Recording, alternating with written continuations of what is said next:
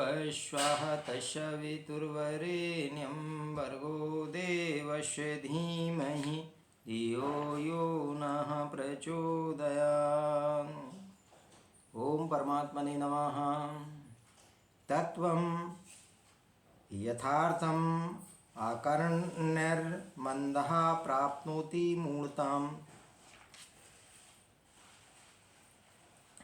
अथवा आयाति संकोचम मूढ़ः कोपि मूढ़वत्। तत्वम तत्व को, यथार्थम यथार्थ को, आकर्ण सुनकर, मंदः मंदबुद्धि, प्राप्नोति प्राप्त करता है, मूढ़ताम सम्मोहिति अथवा आयाति प्राप्त होता है, संकोचम सिकुड़ने को, अमूढ़ विवेकी तत्वज्ञानी को कौन, अपि भी अमूढ़वत् अविवेकी की तरह है। जिसकी बुद्धि मंद होती है वह यथार्थ तत्व को सुनकर संकल्प विकल्प संशय विपर्य की अवस्था को ही प्राप्त होता है, सम्मोहित हो जाता है। उसे यह समझ में ही नहीं आता कि क्या सही है क्या गलत है, क्या करे और क्या ना करे। अधिक से अधिक समाधि की अवस्था को प्राप्त हो जाता है, जबकि ज्ञानी ऐसा नहीं होता, जिसका बाह्य आचरण अज्ञानी की भांति होता है, लेकिन वस्तुतः वह वैसा नहीं होता है जैसा तुम्हें नजर आता है।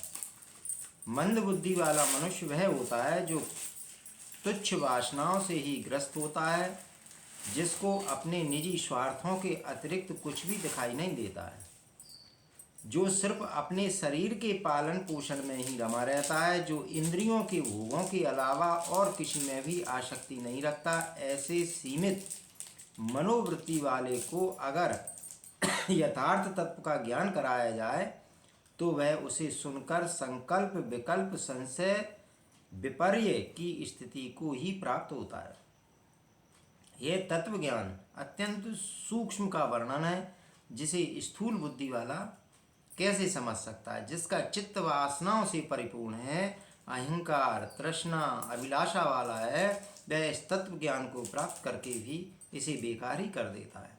ठीक वैसे ही जैसे जहर में यदि अमृत मिला दिया जाए तो वह अमृत भी जहर का रूप ले लेता है, परंतु इसके विपरीत ज्ञानी मूर्ख की भांति दिखाई पड़ते हुए भी स्वयं चेतना को पहचान कर समाधि को प्राप्त हो जाते हैं।